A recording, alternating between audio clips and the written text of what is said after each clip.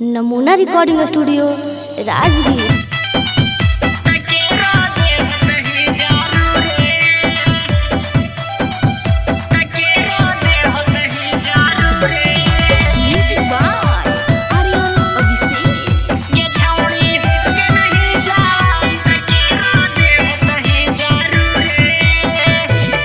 आगे लाली लिपस्टिक लगा के गे छौड़ी खाही पूरा पूरे।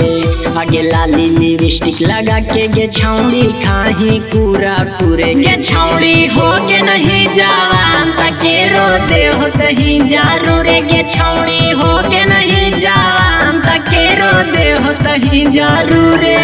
आगे बढ़ल हौ बैलूनमा कौन फारम हौ पूरे पूरे। आगे बढ़ल हौ बैलूनमा कौन फारम हो पूरे पूरे। ये छौड़ी हो के नहीं जवान तके रो दे हो तही जारू रे। ये छौड़ी हो के नहीं जवान तके रो दे हो तही जारू रे।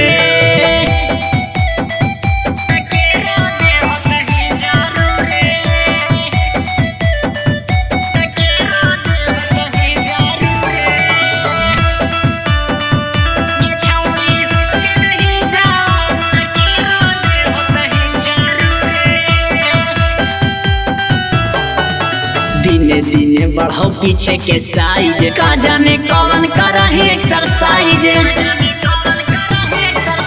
दिने दिने बढ़ो पीछे के साइज का जाने कौन करा है एक्सरसाइज।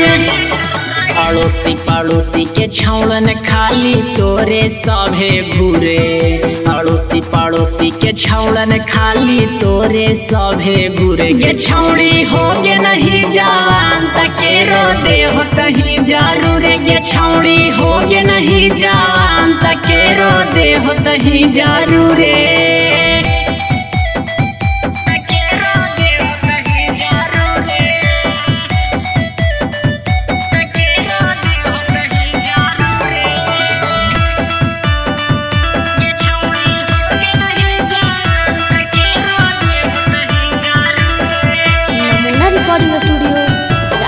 एगे रहल ना जाओ देखी चेहरा के लाइट। हमरो साथे एक बार काटी ले नाइट। आगे रहल ना जाओ देखी चेहरा के लाइट। हमरो साथे एक बार काटी ले नाइट। आगे रितेश दीवाना बलवान बबुआ देखा हो तोरे लूरे।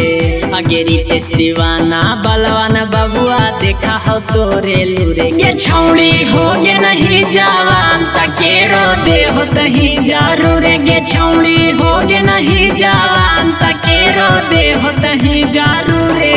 हमरो रिकॉर्डिंग स्टूडियो राजगीर।